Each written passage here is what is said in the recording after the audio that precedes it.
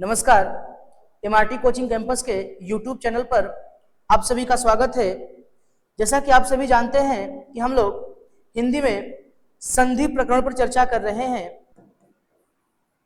कि संधि किसे कहते हैं। तो हमने बता रखा था आप लोगों को कि ये आपका पूर्व पद होता है और ये आपका उत्तर पद होता है।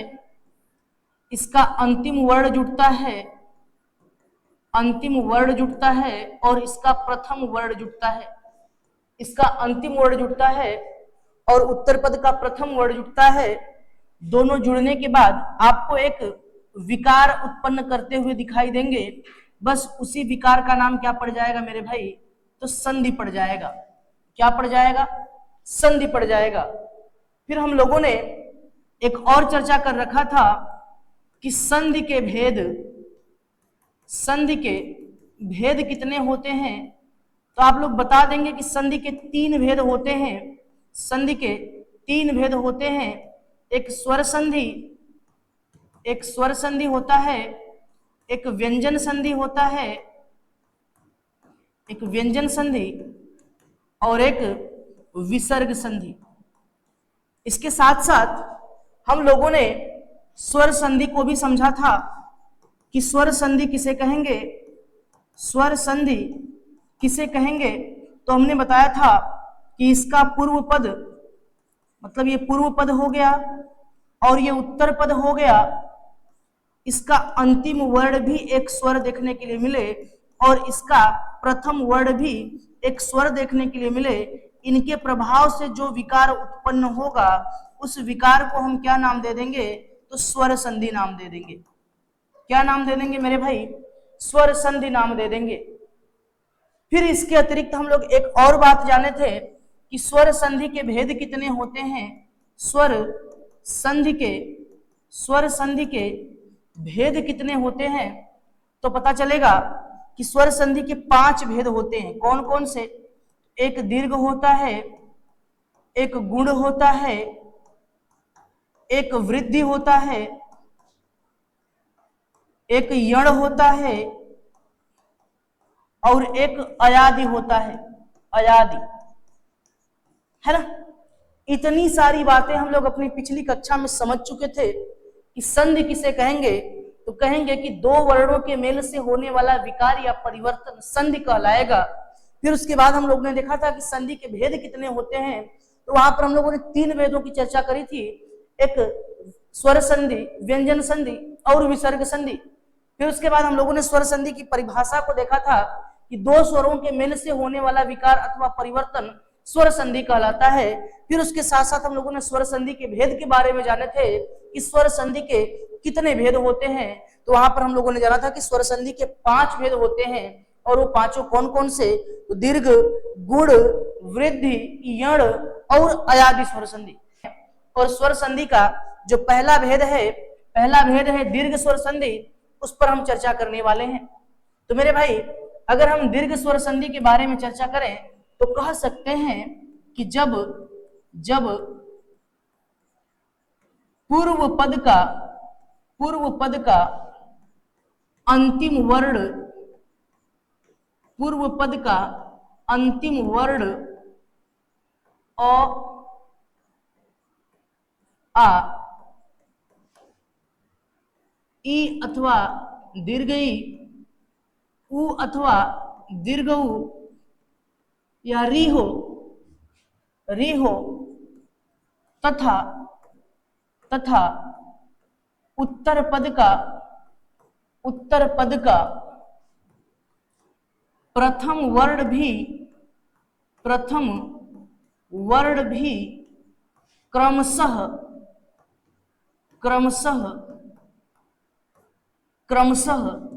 समान स्वर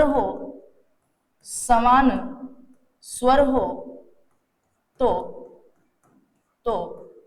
संधि करते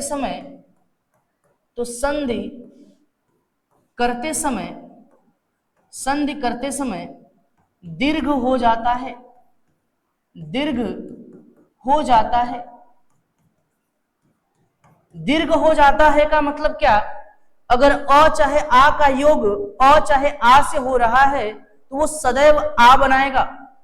उसी प्रकार से दीर्घ ई, चाहे ह्रस्व ई का योग दीर्घ ई अथवा ह्रस्व ई से हो रहा है तो हमेशा दीर्घ ई बनाएगा। उसी प्रकार से ऊ के साथ समस्या है, उसी तरह से ऊ अपने साथ योग करेगा, उसी तरह से री अपने साथ योग करेगा। और भी हम इसको समझते हैं कि हम क्या कहना चाह रहे हैं। जैसे मान लीजिए ये आपका पूर्व पद है, और ये आपका उत्तर पद है, और ये आपका क्या है मेरे भाई, उत्तर पद है। अगर इसका अंतिम वर्ण अ हो अथवा आ हो, तथा इसका प्रथम वर्ण भी अ हो अथवा आ हो, तो दोनों ही कंडीशन में क्या बनाएगा, हमेशा आ बनाएगा। क्या बनाएगा, आ बनाएगा।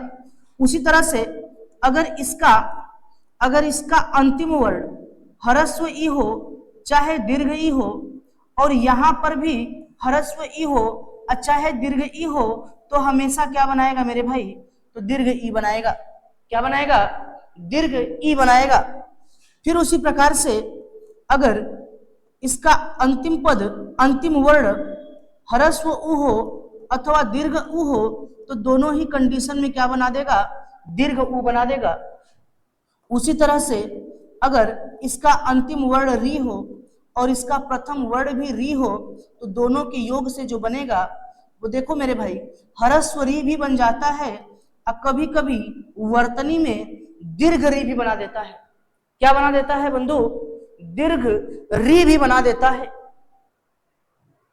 अब देखो, जैसे हम मान लेते हैं कि इसका अंतिम वर्ण अ हो और इसका भी अंतिम वर्ण अ हो, तो उस कंडीशन में भी क्या बनाएगा, आ बनाएगा। अगर मान लीजिए इसका अंतिम वर्ण अ हो और इसका प्रथम वर्ण आ हो, तो भी क्या बनाएगा, आ ही बनाएगा।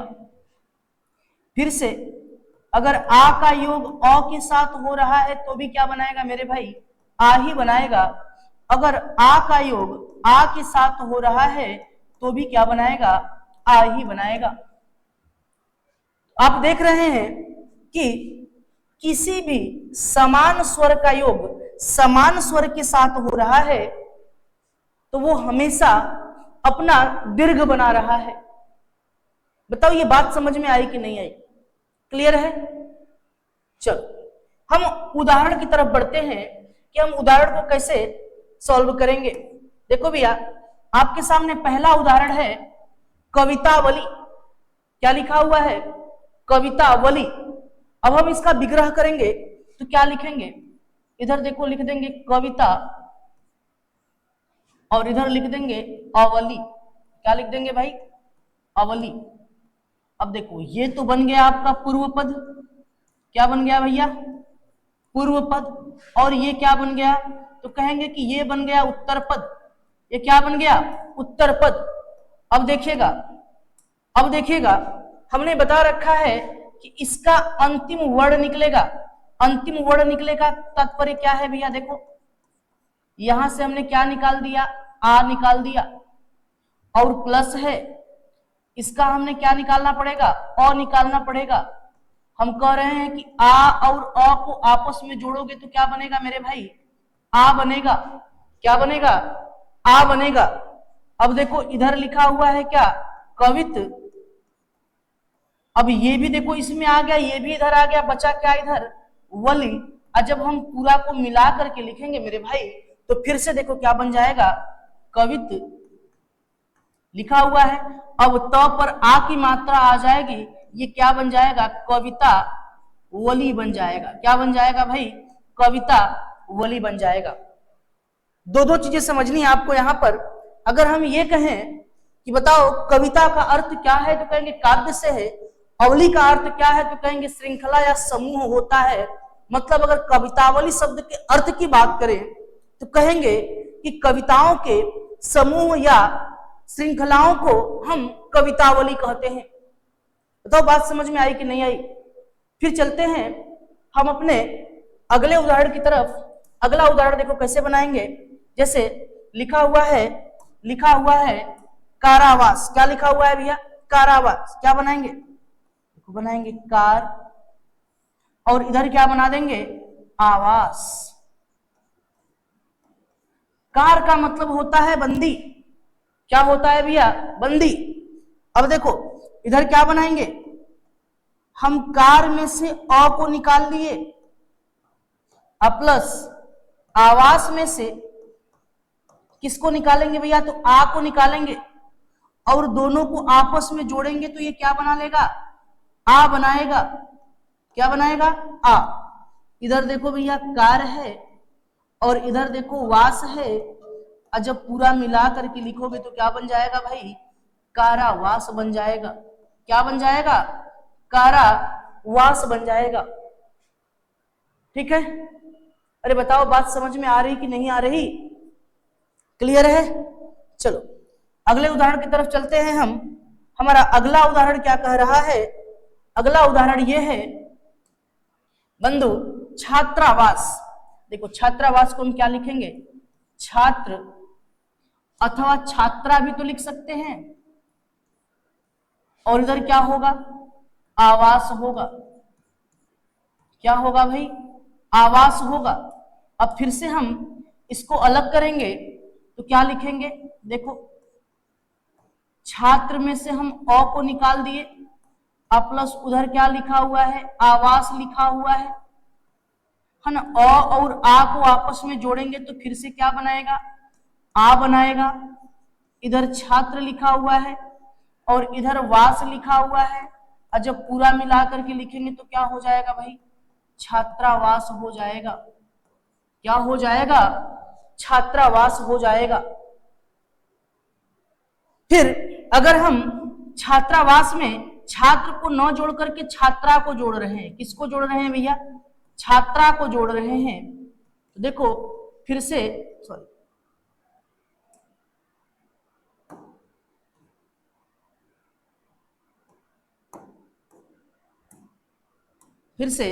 छात्राधन आ वा स बनाएंगे। अब देखो यहां से क्या निकलेगा, आ निकला, और इधर से क्या हो जाएगा, आवास हो जाएगा। जब आ को आ में जोड़ोगे तो भी क्या बनाएगा, आ ही बनाएगा। तो भी क्या बनाएगा, आ ही बनाएगा। मतलब अगर छात्रावास शब्द दिया हुआ है तो हम इसका संधि विच्छेद छात्रधन आवास भी कर सकते हैं और छात्राधन आवास भी कर सकते हैं। दोनों का दोनों विग्रह बिल्कुल सही होता है, इसमें कुछ भी सोचने वाली बात नहीं है। अगले उदाहरण की तरफ हम बढ़ते हैं। अगला हमारा उदाहरण क्या कह रहा है, तो कहेंगे हमारा अगला उदाहरण है हिमांशु। अब देखिए क्या बनाएंगे, हिम धन अंशु बनाएंगे। हिम धन अंशु बनाएंगे। हिम धन अंशु, अंशु का मतलब सूर्य होता है मेरे भाई। क्या होता है, सूर्य होता है। अब देखिएगा हिमांशु में से हम अ को अलग कर देंगे और इधर अंशु में से भी हम अ को अलग करेंगे, दोनों को मिलाएंगे तो ये बन जाएगा आ, और इधर क्या है, हिम है, और इधर क्या बनेगा, सु। और जब पूरा मिला करके लिखेंगे तो क्या बन जाएगा मेरे भाई, हिमांशु बन जाएगा। क्या बन जाएगा, हिमांशु बन जाएगा। क्लियर है। चलो अगले उदाहरण पर चलते हैं। हमारा अगला उदाहरण हाँ ये रहा। ठीक, हिमांशु के जैसा बनाएंगे क्या मेरे भाई, सुधा। सुधा धन अंशु, सुधा धन अंशु। फिर से निकालेंगे, क्या निकलेगा हमारा, तो कहेंगे सुधा में से आ को निकालेंगे और अंशु में से अंग को निकालेंगे, और जब दोनों को जोड़ेंगे तो क्या बनेगा, आ बन जाएगा। और इधर सुध लिखा हुआ है और इधर सु लिखा हुआ है, और जब पूरा मिला करके लिखोगे मेरे भाई तो क्या बन जाएगा, ये आपका बन जाएगा सुधांशु।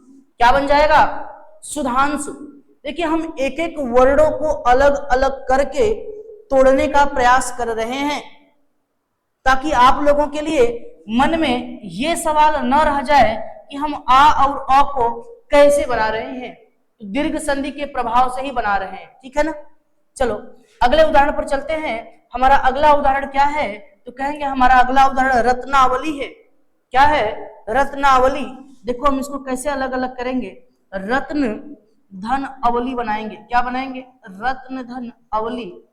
अब यहां से हम रत्न में से अ को निकाल लिए और अवली में से भी किसको निकालेंगे, अ को ही निकालेंगे।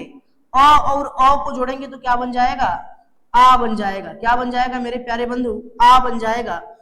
इधर आपका रत्न है, इधर आपका वली है। जब पूरा मिला करके लिखेंगे तो फिर से किसका निर्माण होगा, तो रत्नावली का हो जाएगा। किसका हो जाएगा मेरे प्यारे बंधु, रत्नावली का हो जाएगा। अगले उदाहरण की तरफ चलते हैं। आपका अगला उदाहरण यह है पुरावशेष। क्या लिखा हुआ है, पुरावशेष। इसका हम बनाएंगे तो लिखेंगे पूरा धन अवशेष लिखेंगे, अवशेष, पूरा धन अवशेष लिखेंगे। अब यहां से हम बनाएंगे तो क्या बनाएंगे, यहां से आ को हमने निकाला और यहां को हमने अवशेष में से अ को निकाला।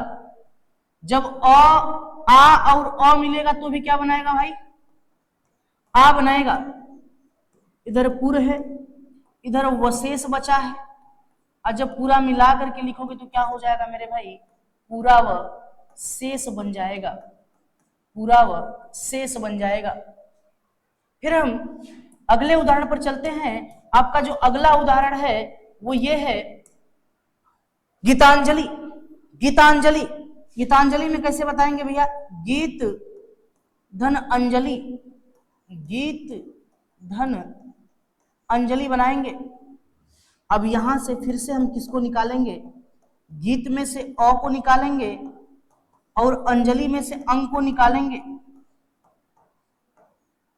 है ना। ये पंचमा अक्षर का स्वरूप होता है। आगे व्यंजन संधि पढ़ेंगे उसमें बकायदे समझाया जाएगा ना। जो ये अनुस्वार दिख रहा है आपका, अ और अ मिलाओगे तो क्या बनेगा भैया, आ बन जाएगा।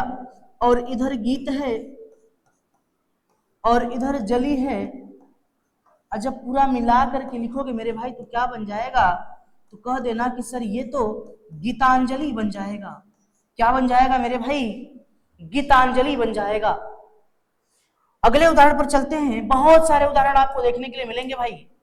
उदाहरण खोजोगे हजारों की संख्या में आपको उदाहरण देखने के लिए मिलेंगे, हजारों की संख्या में उदाहरण आपको देखने के लिए मिलेंगे। जैसे देखो लिखा हुआ है रामायण। रामायण में देखो हम बनाते हैं राम धन अयन बनाते हैं, अयन। देखो यहां पर ड़ दिख रहा है, विच्छेद करते समय क्या आ रहा है, न आ रहा है। एक नियम के तहत आपको यह बताया जाएगा कि यदि न से पहले कहीं पर भी, न से पहले कहीं पर भी अगर री र अथवा स दिख जाए तो इस न के बदले क्या बन जाता है, ड़ बन जाता है। री र अथवा स दिखे तो इस न के बदले क्या बन जाएगा, ड़ बन जाएगा। ये आगे व्यंजन संधि के नियम में एक नियम के अनुसार, उस नियम के तहत हम इसको समझने का प्रयास करेंगे। फिलहाल रामायण का जब हम संधि विच्छेद करेंगे तो क्या लिखेंगे, राम धन अयन लिखेंगे। देखो भैया यहां से हमने राम में से अ को अलग कर लिया और अयन में से भी अ को हम अलग करेंगे। अब जब जोड़ेंगे तो अ और अ मिलकर के क्या बन जाएगा, आ बन जाएगा। और इधर राम है और इधर क्या बचा, यन बचा। अब देखो नौ से पहले र आ रहा है कि नहीं आ रहा है, नौ से पहले र। हमने क्या बताया कि इनके पहले कहीं पर भी हो, कोई जरूरी नहीं कि ठीक पहले, कहीं पर भी हो, इस नौ के बदले क्या बनेगा, ड़ बनेगा। जब हम मिला करके लिखेंगे तो क्या लिखेंगे, रामायण लिख देंगे। देखो भाई अगला उदाहरण है हमारा कविंद्र का। क्या बनाएंगे हम, इसको बनाएंगे कवि धन इंद्र। क्या बनाएंगे भैया, कवि धन इंद्र बनाएंगे। इधर देखो क्या बन जाएगा, कव में से छोटी ई निकला और इधर ई में से भी छोटी ई निकला। ई और ई मिलाएंगे तो क्या बनेगा, दीर्घ ई बनेगा। और इधर कव है और इधर द्र बचा है और जब पूरा मिला करके लिखेंगे तो क्या बना देंगे मेरे भाई, कविंद्र बना देंगे। क्या बना देंगे, कविंद्र बना देंगे। देखिए समस्या क्या होती है कि हम जब भी संधि करते हैं तो ये इंद्र शब्द जुड़ता है, ईश शब्द जुड़ता है, ईश शब्द जुड़ता है, इंद्र शब्द जुड़ता है, ईश शब्द जुड़ता है, इच्छा शब्द जुड़ता है, इच्छा शब्द जुड़ता है। तो हमको यहां पर समझना होगा कि इंद्र में ई जो होता है वह ह्रस्व होता है और ईश में जो ई होता है वह दीर्घ होता है और इच्छा में भी जो ई होता है वो कैसा होता है, ह्रस्व होता है मेरे भाई। क्योंकि देखो संधि हम करने के लिए कर लेंगे, परंतु जब हमारे सामने विकल्प में कविंद्र को कवि धन इंद्र की जगह पर कवि धन इंद्र दे देता है तो हमको वहां पर भ्रम उत्पन्न हो जाता है कि ऑप्शन ये वाला सही होगा कि ये वाला सही होगा। तो भाई जहां पर भी इंद्र जुड़ेगा उसका ई जो है ह्रस्व रहेगा, जहां पर ईश जुड़ेगा उसका ई दीर्घ रहेगा, जहां पर इच्छा जुड़ेगा उसका ई ह्रस्व रहेगा। इस बात को आपको ध्यान देना होगा। अगले सवाल पर चलते हैं। अगला सवाल आपका क्या है, तो कहेंगे अगला सवाल लिखा है महेंद्र। क्या लिखा है, महेंद्र लिखा हुआ है। देखो भाई महेंद्र का बनाएंगे तो बनाएंगे मही धन इंद्र। देखो इंद्र मैंने लिखा, ह्रस्व ई आया। दरअसल महेंद्र में और एक शब्द होता है महेंद्र। महेंद्र जब हम इसका विग्रह करेंगे तो लिखेंगे महाधन इंद्र। अब महा का मतलब श्रेष्ठ होता है और यहां पर हमको विच्छेद किसका करना है, महेंद्र शब्द का करना है। किसका करना है मेरे भाई, महेंद्र शब्द का करना है। और महेंद्र का जब विग्रह करेंगे तो लिखेंगे मही। अब मही का मतलब होता है पृथ्वी। क्या होता है मेरे भाई, पृथ्वी होता है। महेंद्र और महेंद्र दो अलग अलग शब्द हैं। महेंद्र में दीर्घ संधि बनेगी, दीर्घ संधि बनेगी, और जबकि महेंद्र में गुण संधि बनेगी। कौन सी संधि बनेगी भाई, गुण संधि बनेगी। फिर हम इसका विग्रह करते हैं। मही में से हम ह्रस्व ई को बाहर निकाले और इंद्र में से भी ह्रस्व ई को बाहर निकाले। जब दोनों को आपस में जोड़े तो पाए कि दीर्घ ई बन गया। क्या बन गया, दीर्घ ई बन गया। अब इधर क्या लिखा हुआ है, मह है और इधर अंद्र है। जब पूरा मिला करके लिखोगे मेरे भाई तो क्या बन जाएगा, महेंद्र बन जाएगा। क्या बन जाएगा, महेंद्र बन जाएगा। अगला उदाहरण देखते हैं। अगला उदाहरण आपका है गौरीश। गौरीश, अब गौरीश में जब हम इसका विग्रह करेंगे तो देखो गौरी तो आपका इसे लिखाएगा और ईश में क्या हो जाएगा, दीर्घ ई हो जाएगा। क्या हो जाएगा मेरे भाई, दीर्घ ई हो जाएगा। अभी हमने समझा ना, ईश, इंद्र, इच्छा, इस प्रकार के जब भी शब्द जुड़ेंगे तो ईश में दीर्घ ई, इंद्र और इच्छा में ह्रस्व ई आएगा। ठीक है, चलो अब देखो हम कैसे जोड़ेंगे इसको। इसमें से हम दीर्घ ई को निकाले और प्लस ईश में से भी दीर्घ ई को निकाले। दोनों को जब आपस में जोड़ेंगे तो भी क्या बनाएगा, दीर्घ ई ही बनाएगा। इधर गौर लिखा हुआ है और इधर स लिखा हुआ है, और जब पूरा मिला करके लिखेंगे तो क्या बन जाएगा, गौरीश बन जाएगा। क्या बन जाएगा मेरे भाई, गौरीश बन जाएगा, है ना। ठीक है, चलो अगले उदाहरण पर चलते हैं। हमारा अगला उदाहरण क्या है, तो हमारा अगला उदाहरण ये है फणीस का। किसका देखा है, फणीस का। फणीस का जब हम विग्रह करेंगे तो क्या लिखेंगे, फणी। देखो फणी, फणी में ड़ पर छोटी ही की मात्रा होती है। ड़ पर छोटी ही की मात्रा होती है, ये विशेष ध्यान देने वाली बात है। फणी में ड़ पर छोटी ही की मात्रा होती है। और ईश है, ईश में हमेशा दीर्घ ई आएगा। देखो हड़ ई, ह्रस्व ई निकला, यहां से दीर्घ ई निकला। दोनों को आपस में जोड़ेंगे तो क्या बनाएगा, दीर्घ ई बनाएगा। इधर फण है और इधर स है, और जब पूरा मिला करके लिखोगे मेरे भाई तो बताओ ना क्या लिख दोगे, फणीस। क्या लिखोगे, फणीस। मतलब ड़ पर बड़ी ई की मात्रा, दीर्घ ई की मात्रा आएगी। अगले उदाहरण को समझते हैं। हमारा अगला उदाहरण है नारीश्वर का। किसका है, नारीश्वर का। अब देखो नारीश्वर का थोड़ा गलती हो गया है नारीश्वर को लिखने में। नारीश्वर शब्द मेरे भाई देखो ऐसे आएगा, नारी स्वर, है ना। मतलब ये जो आपको दीर्घ ह्रस्व दिख रहा है, ये ह्रस्व नहीं बल्कि दीर्घ होना चाहिए, ठीक है। चलो बनाते हैं, क्या बनाएंगे, नारी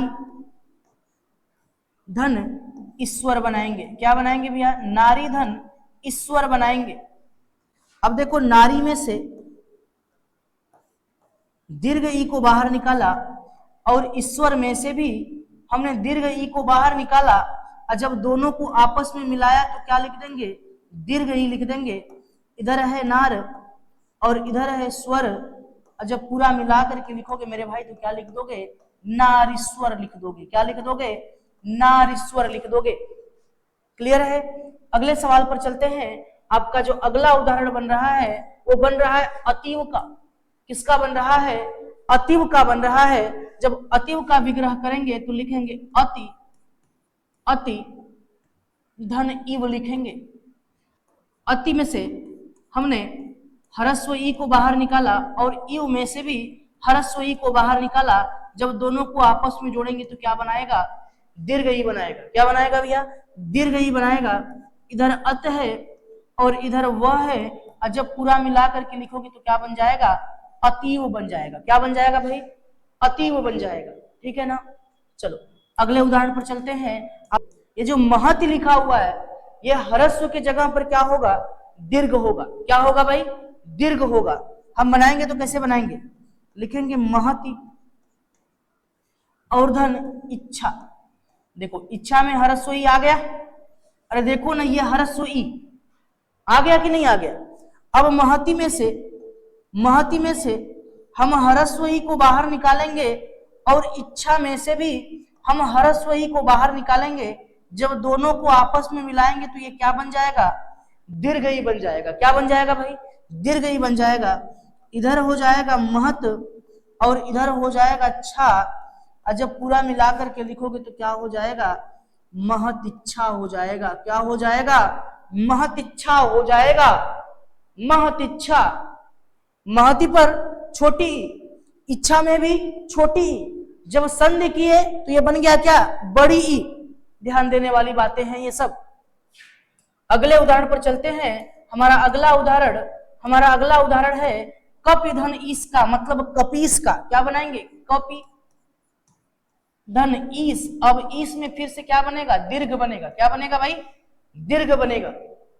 अब देखना इधर कपि में से हम ह्रस्व ई को निकाले और ईस में से दीर्घ ई को निकाले, दोनों को आपस में मिलाए, क्या बनाए, दीर्घ ई बना।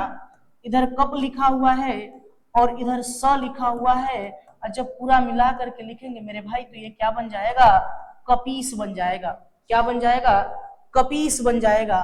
अगले उदाहरण पर चलते हैं। हमारा जो अगला उदाहरण है वो है भानुदय का। किसका है, भानुदय का। क्या बनाएंगे, भानु धन उदय बनाएंगे। क्या बनाएंगे भाई, उदय। उदय देखो अगर हम उदय शब्द की बात करें तो ये जो है अयादि स्वर संधि के योग से बनता है। इसको हम बनाएंगे उदय धन अ के योग से। एक नियम आगे पढ़ेंगे तो ये बन जाता है उदय। हालांकि अभी हमको उदय से उ जोड़ना है और भानु से उ को जोड़ना है। ह्रस्व उ और उदय का भी ह्रस्व उ, दोनों को आपस में मिलाओगे मेरे भाई ये क्या बन जाएगा, दीर्घ उ बन जाएगा। क्या बन जाएगा, दीर्घ उ बन जाएगा। इधर भान लिखा हुआ है और इधर दय लिखा हुआ है, और जब पूरा मिला करके लिखोगे तो क्या बना दोगे, भानुदय बना दोगे। क्या बना दोगे मेरे भाई, भानुदय बना दोगे। क्लियर है। चलो अगले उदाहरण पर चलते हैं। हमारा जो अगला उदाहरण है वो ये है चमुर्जा। चमुर्जा लिखा हुआ है, देखो कैसे बनाएंगे, चमु। चमु क्या बनाएंगे भैया, चमु। चमुर्जा क्या बनाएंगे, चमु। अधन ऊर्जा, ऊर्जा। चमु में दीर्घ ई होता है मेरे भाई, ध्यान देने वाली बात है। क्या होता है, दीर्घ ऊ होता है ना। Very good. इधर देखना अगर हम चमू की बात करेंगे तो कहेंगे सैनिक होता है, और ऊर्जा की बात करेंगे तो कहेंगे शक्ति होता है। मतलब सैनिकों की शक्ति क्या होती है तो कहेंगे सेना। चमुर्जा का मतलब सेना होता है।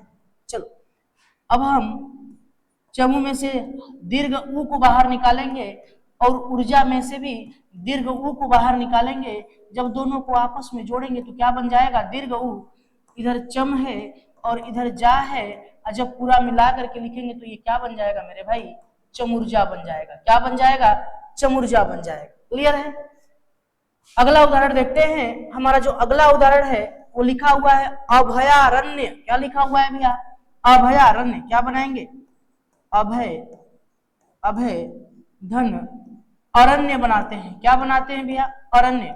अरण्य मतलब होता है जंगल, अभय मतलब होता है बिना डर का, यानी जो जंगल बिना डर का होता है उसको हम क्या कहते हैं, अभयारण्य कहते हैं। देखिएगा वर्तनी में उदाहरण के तौर पर एक शब्द यह भी डाल देता है, जो कि वर्तनी की दृष्टि से ये क्या होता है, गलत होता है। वर्तनी की दृष्टि से शुद्ध शब्द क्या होता है, अभयारण्य होता है। चलो भैया इसका हम बनाते हैं। अभय में से हम अ को बाहर निकालेंगे और अरण्य में से अ को बाहर निकालेंगे। जब दोनों को अलग अलग किया तो क्या बना देंगे, आ बना देंगे। इधर निकलेंगे अभय और इधर लिख लेंगे अरण्य। अच्छा सॉरी, अरण्य में से अ को तो निकाल ही लिए ना मेरे भाई, अरण्य में से हम अ को निकाल ही लिए हैं, तो ये क्या हो जाएगा, रण्य बचेगा। और जब पूरा मिला करके लिखेंगे तो ये क्या बन जाएगा मेरे भाई, अभयारण्य बन जाएगा। क्या बन जाएगा, अभयारण्य बन जाएगा। और भी उदाहरण देखते हैं हम, हमारा और भी उदाहरण बन जाएगा। और उदाहरण क्या लिखा हुआ है भैया, कारागार। देखो क्या बनाएंगे, क्या बनाएंगे, कारागार का क्या बनाएंगे, कौन बताएगा, कारागार का कारधन अगार बनाएंगे। क्या बनाएंगे भैया, र बनाएंगे। जब दोनों को आपस में मिला करके लिखेंगे तो क्या बन जाएगा भैया, कारागार बन जाएगा। अब देखो हम अलग अलग वर्णों को निकालना बंद कर रहे हैं, सीधे सीधे संधि विच्छेद पर ही बात करेंगे। अब देखो वधु उल्लास की अगर हम बात करते हैं तो ये 3 शब्दों के योग से बनता है। वधु धन उत अधन क्या, लास, वधु धन उत धन लास, सॉरी, वधु धन उत धन लास। ध्यान देना है कि वधु पर दीर्घ ऊ की मात्रा होती है। किसकी मात्रा होती है मेरे भाई, दीर्घ ऊ की मात्रा होती है। तो देखो यहां पर 3 शब्दों के बीच संधि हो रही है। देखना यहां से हम वधु में से दीर्घ ऊ को बाहर निकाले और यहां से उत को जोड़े, और इधर देखो क्या बन रहा है, लास बन रहा है। यहां पर जो संधि हो रही है वह व्यंजन संधि किसे योग हो रहा है। एक नियम आगे पढ़ेंगे कि जब त के बाद ल का योग होता है तो त के बदले क्या बन जाता है, ल बन जाता है। अब इधर देखो उ और उ मिलकर के क्या बनाएंगे, दीर्घ उ। इधर वध है और इधर क्या बना है, लास बना है। और जब पूरा मिला करके लिखोगे मेरे भाई तो क्या बन जाएगा, वधु लास बन जाएगा। वधु लास बन जाएगा। क्या बन जाएगा, वधु लास बन जाएगा। अगले उदाहरण पर चलते हैं। हमारा अगला उदाहरण बनता है भैया वधुक्ति। क्या बनाएंगे हम इसका, वधु धन उक्ति। क्या बनाएंगे, वधु धन उक्ति। और जब पूरा मिला दोगे तो क्या बन जाएगा भैया, वधुक्ति बन जाएगा। क्या बन जाएगा, वधुक्ति। इसमें से उ निकलेगा दीर्घ उ, इसमें से ह्रस्व उ निकलेगा, निकल करके क्या बना लेगा, वधुक्ति। अगर हम उक्ति की बात करेंगे तो क्या हो जाएगा, कथन। अवधु मतलब आप सभी जानते ही हैं, इसमें बताने की कोई आवश्यकता नहीं है। देखो भैया भूष्मा लिखा हुआ है। क्या लिखा हुआ है, भूष्मा। अगर हम इसका विग्रह करेंगे तो लिखेंगे भू धन उष्मा।